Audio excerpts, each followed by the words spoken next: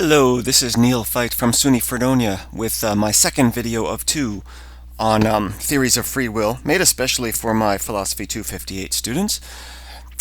Here is kind of a chart of where we left off after the first video, where, there are hard determinists out there, and you're able to be one if you wish, but we sort of thought that it ran into kind of some trouble, especially trouble having to do with its seeming implication that nobody is ever morally responsible for anything that they do. So in this video I'm going to talk about some of the other possible perspectives on free will, and the ones that I'll talk about today accept free will in the sense that they accept the free will principle. Sometimes people act freely. So if you look at this other branch of the incompatibilist theories here, the incompatibilist in the sense that free will is incompatible with determinism, we get these libertarian theories. Okay, so libertarianism in metaphysics, as opposed to political libertarianism, in metaphysics here, it's the conjunction of incompatibilism with free will. And you could get a little feel for it in our reading here, the Free Will and Free Choice article, where the author says,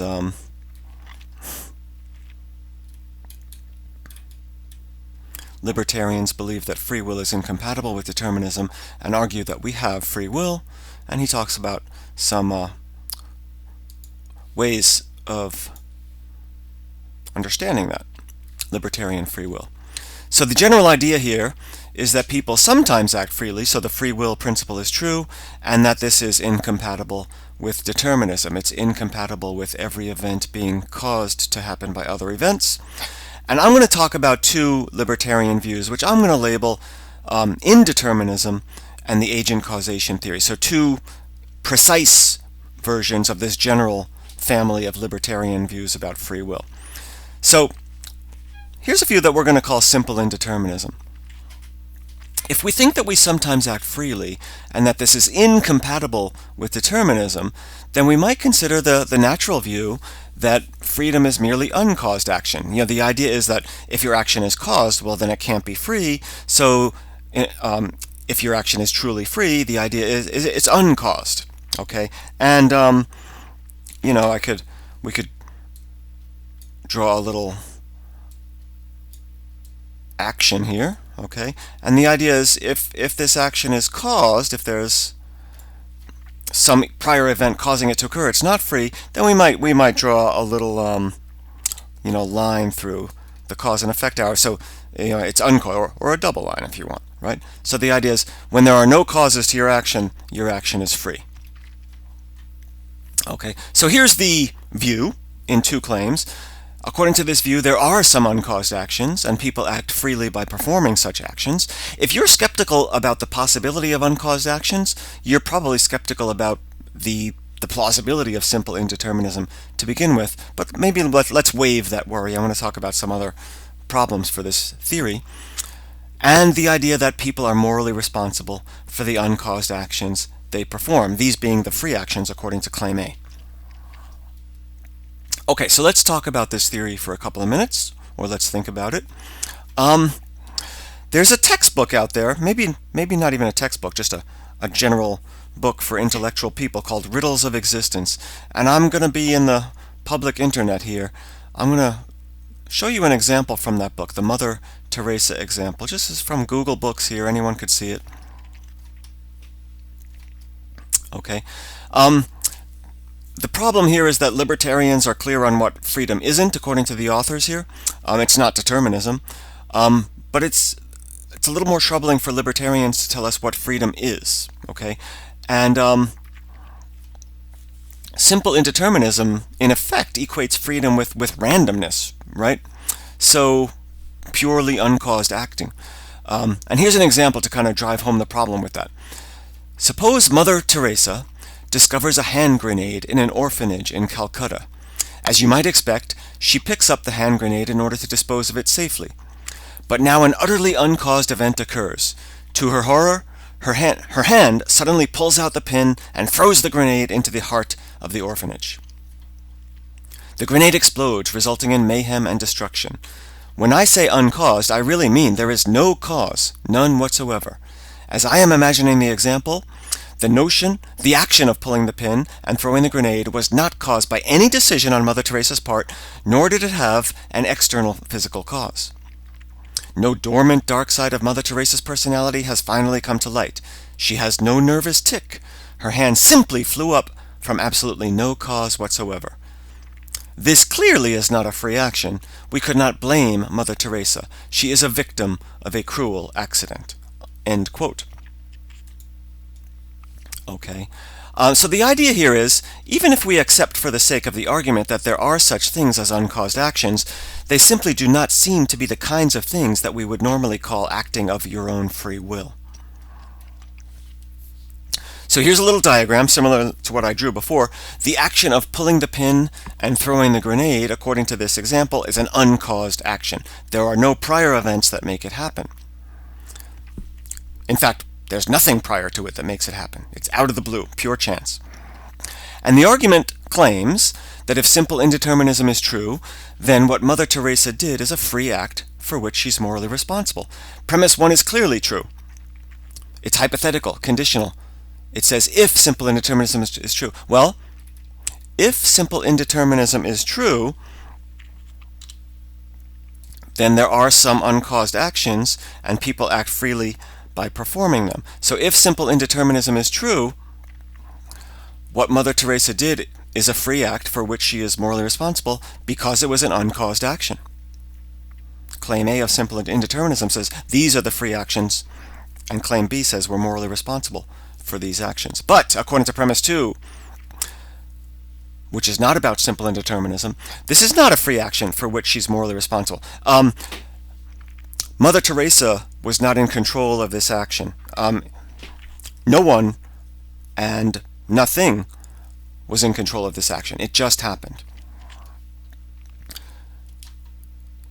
In some sense, she is a victim of this happenstance as much as perhaps the orphans in the orphanage. So simple indeterminism is not true by modus tollens. Okay, so nutshell, simple indeterminism implies that this would be a free action, but it's not a free action. And that's a pretty devastating objection to this simple kind of theory. Here's something that's just optional for you, okay? We might think that instead of making the action itself uncaused, why don't we make the mental event that precedes the action uncaused? So let's call such a thing a volition. A volition is a mental act of deciding, choosing, or willing to do something. Okay? And so we might think that some actions are not themselves uncaused, but they're caused by uncaused volitions, and that these are the free actions, and that we're morally responsible for our actions that are caused by our uncaused volitions. Now, if that doesn't seem so easy to understand, you could pause and digest it, or you could just look at this diagram here. Okay, let's modify the Mother Teresa example just a tiny bit.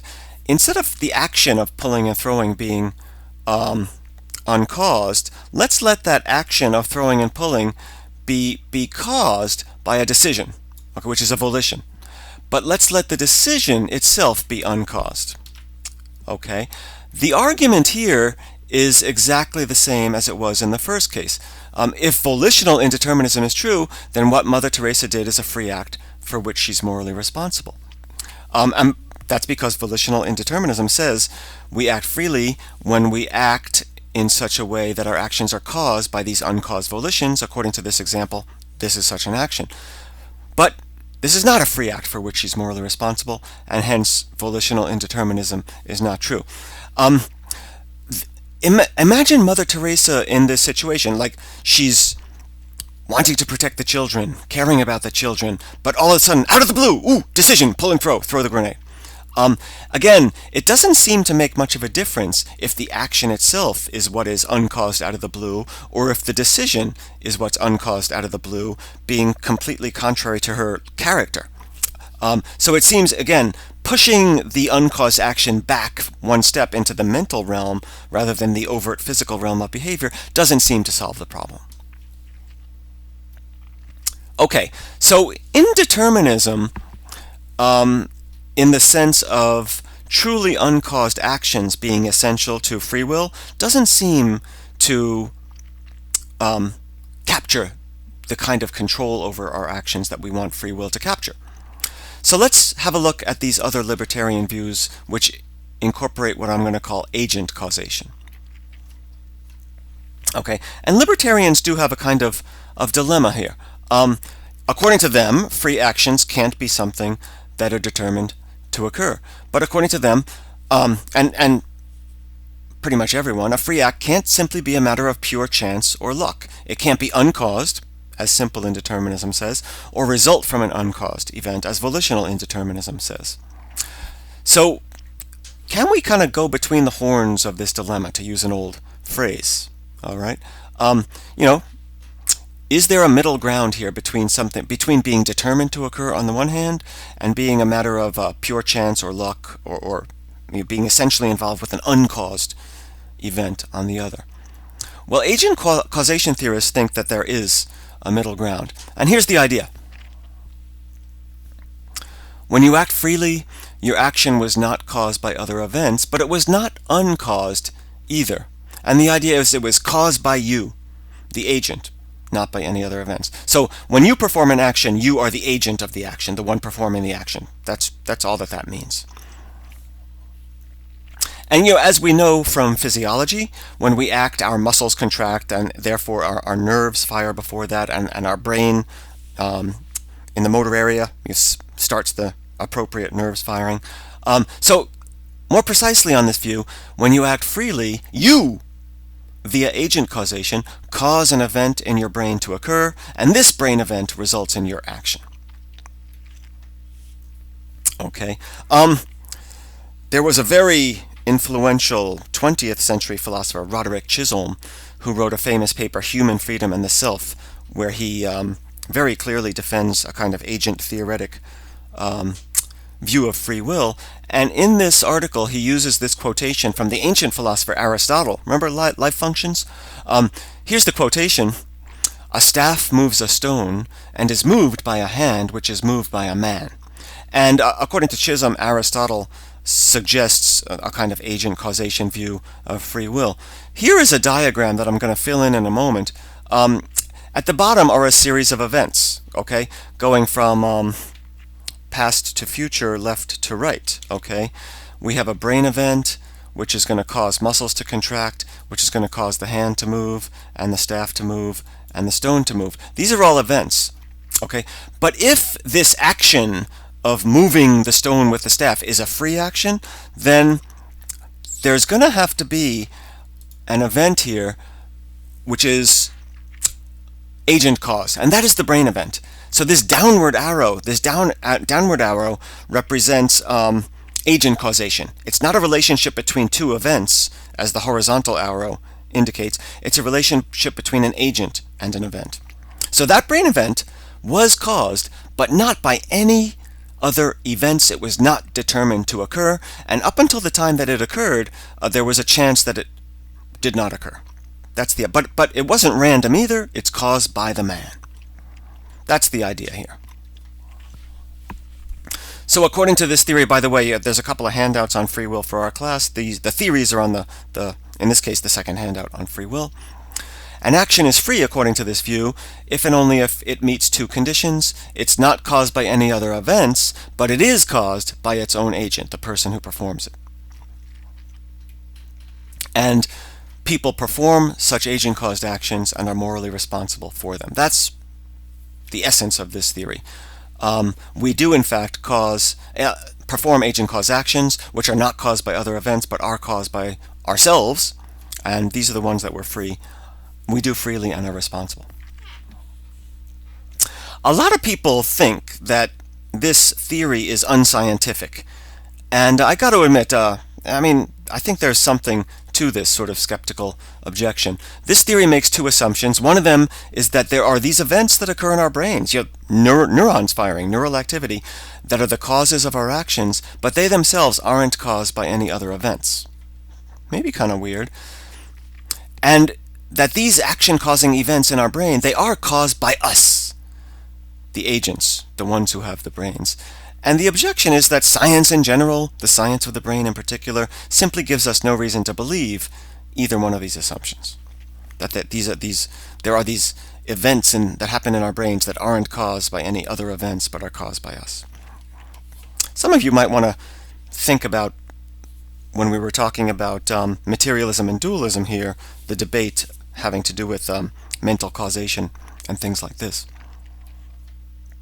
Okay, there's some other worries here. Normally we say things, oh, why did you order a pizza? You might say, well, because I wanted pizza, and I believed that ordering it was going to get me one, or something like that, So we often explain why we acted in certain ways by talking about what we wanted and what we believed. Why'd you walk there? Well, because I believed my friend was there. So people often worry that agent causation makes our actions detached from the reasons why we do them. So if agents alone cause their free acts, according to this objection, then our reasons, our beliefs, and our desires don't cause them. But don't we do things because we want certain outcomes? Can reasons explain actions without causing them? So according to this view, when you order a pizza because you're hungry, your hunger, or because you wanted pizza, your desire for pizza is not a cause of your action. And if it's not a cause of your action, the objection goes, it's hard to see how it could explain why you ordered that pizza, why you called the pizza place. And there's also a problem of luck, which is perhaps a similar problem. In the Free Will and Choice article here, there's a little bit...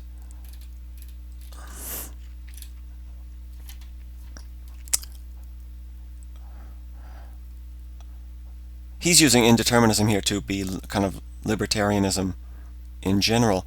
It seems to introduce randomness. And let's see. Yeah, explaining why undetermined actions aren't ultimately random is a challenge for libertarians. So here's the idea. Going back to this diagram here, okay? Up until the time of this event, right, there was a chance that this man would have done something else instead, up until the very time when that brain event occurs. So up until this is often called the luck objection, or the argument from luck. Up until the time you act freely, there's a chance that you will do otherwise, according to this perspective. So nothing about you, nothing about the way you are prior to the action accounts for the difference between doing one thing or something else. And as a result, it really still seems to be a matter of luck that you acted one way rather than another. You can't be responsible. And a lot of critics think that this is kind of an important problem that agent causal libertarians, agent causation theorists, have yet to overcome. Okay, maybe you don't find that convincing. Maybe you find agent causation to be a satisfactory view of free will. You're not alone. But suppose you take one of these, the skeptical worry or the objection to agent causation, seriously.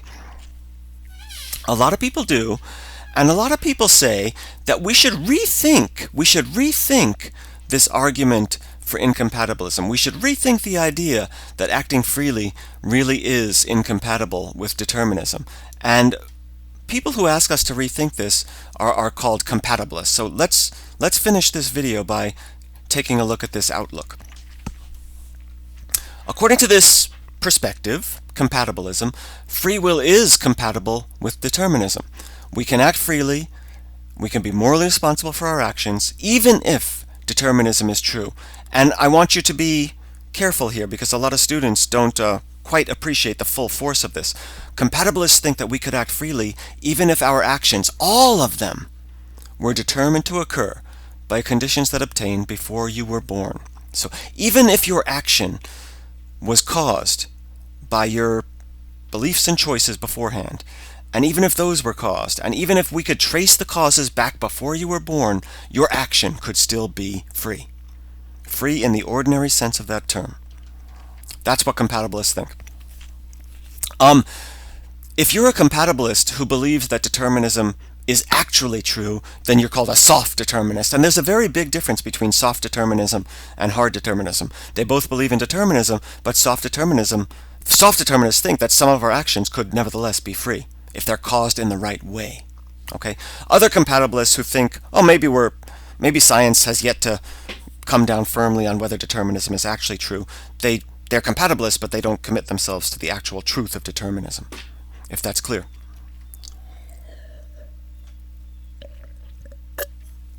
There was a philosopher, W.T. Stace.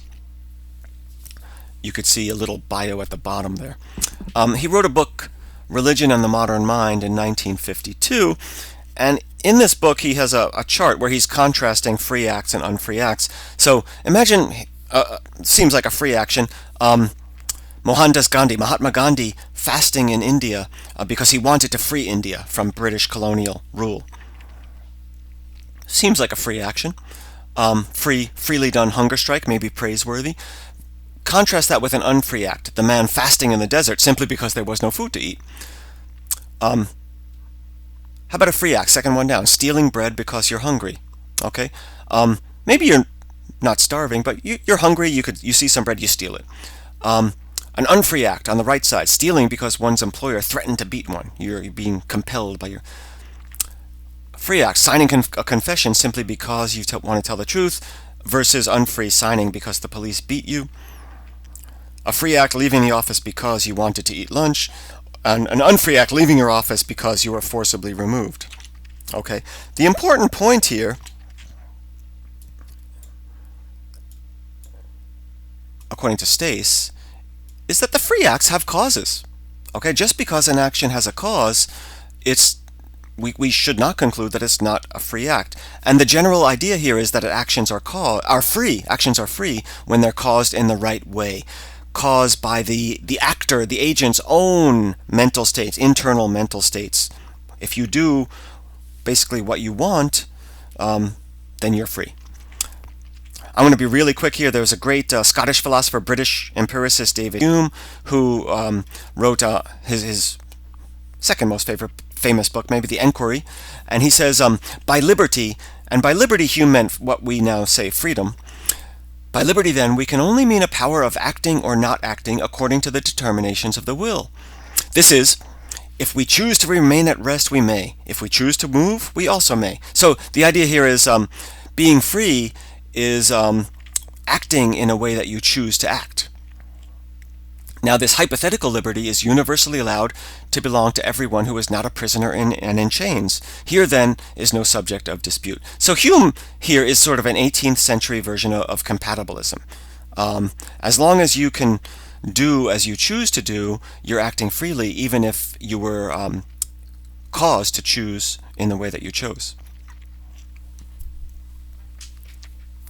So, according to this perspective, people who think that free will is incompatible with determinism are really misunderstanding the concept of free will. Okay? And Hume's remarks suggest a compatibilist view like this. Let's call this simple compatibilism. Here's the idea. You act freely when your action is caused by your own beliefs, desires, and choices. And that's a very natural view, suggested by that quotation from Hume. And this is a compatibilist view, since the beliefs and desires might be caused as well. Right? The idea here is, as long as your action is caused by your own psychology, your own mental states, it's a free action. Here's a little diagram. Diagram of a free action. What's the action? Well, I order pizza. Okay? And it's not like that has a slash through it, right? It was caused by my choice to order pizza. Why did I choose to order pizza? Well, I desired pizza, and I believe that ordering pizza will get me one. Why do I desire pizza? Well, we could trace, if we wish to, we could trace the causes of my desire further on back. I had pleasant experiences with pizza in the past. Why do I believe that ordering pizza will get me? Well, surely there's a causal explanation for that. The idea here is, even if every event in this series is caused, my ordering pizza was still a free action, okay, because it was caused in the right way. It was caused by my own choices, beliefs, and desires. And notice there is no detachment here, right? I really ordered pizza because I wanted it, and my desire for pizza up there on the top there was a full cause, or at least part of the cause of why I ordered it. Okay, any philosophical perspective is open to challenges, of course. One problem for compatibilism involves manipulation or compulsion, being manipulated or compelled to do something. So it seems there are cases where what you believe or what you desire arises from some sort of external manipulation. And SC, simple compatibilism, implies that we act freely in such cases. Remember the cases from the last video where you were kidnapped, right? You were kidnapped and maybe hypnotized into stealing something. Well, the idea is you might have wanted to steal there, but the reason that you wanted to steal was this sort of external manipulation, compulsion, and that doesn't seem free. So internal compulsions like mental illnesses such as kleptomania are also similarly challenging here. Okay, pretty much all contemporary compatibilists, of which there are many, this might even be the dominant view on free will. I'm not completely confident on that, but pretty much everyone agrees that simple compatibilism, SC, is too simple. Okay, and I'll finish up. We might consider a revised view like this: you act freely when two conditions are satisfied. Your action is what you want and choose to do, so that's sort of simple compatibilism, and another condition has to be satisfied. You're not manipulated or compelled into wanting and choosing to do this. So there's no sorts of unusual constraints going on that are compelling you, like a mental illness or a third-party manipulator like a kidnapper or something like that. Okay. Even this might be too vague. It might be challenging for compatibilists to work out a very simple theory that's going to get every case right. But the compatibilist agenda is to try to bolster simple compatibilism in such a way that you could still act freely when your actions are caused in the right way, but to kind of rule out certain cases of manipulation, while allowing the fact that we often act freely when we're considering suggestions by other people and learning in the past from other people and so forth. A popular compatibilist view would kind of understand clause 2 here along the lines as if you are sort of responsive to reasons, if your action proceeds from a brain mechanism that's sort of responsive to reason. So if you're hypnotized into doing something, you might choose to do it, but your choice is not really responsive to reasons not to do it, right? And if you act freely, the idea is like you might do it, but if you had reasons not to do it, you would have responded to those reasons. Okay, I'll be really quick here. Last time we looked at this argument for incompatibilism, and compatibilists have to deny this argument. So there's going to be a lot of compatibilists out there who are just going to deny premise 2. Okay, they're going to say, no, that's just false. We might be able to act freely even if we cannot do anything other than what we actually want, other than what we actually do, simply because we act freely when our actions are caused in the right way. Other compatibilists are going to reject premise 1, and the basic idea here, this is kind of optional, but the word cannot is very, can and cannot are very mysterious words. So I'll ask you, can you speak Hungarian? Well, you can't speak Hungarian because you don't know Hungarian, but in some sense you can speak Hungarian. If you learned it, you can speak it. So there might be some wiggle room here. A compatibilist might say, well, Neil, you could have done something other than order pizza, in the sense that it was within your ability. You know how to dial the sub shop instead of the pizza shop and so forth. But for those of you who want to go more deeply into this issue, this is something you might want to explore. A lot of philosophers still have lingering doubts here. There's still this intuition on the part of many people that if your action really was determined to occur, then it was unavoidable. It wasn't within your power to do anything else instead. But an unavoidable action can't be free. Now, some compatibilists could say, no, thinking clearly about free will shows us that even an unavoidable action could be free if it's caused in the right way. And of course, this word unavoidable is maybe just as tricky as words like can and could. So anyway, I'm hoping that you'll keep an open mind with respect to theories of free will and start to think about your current day considered opinion on this landscape of philosophical perspectives on theories of free will.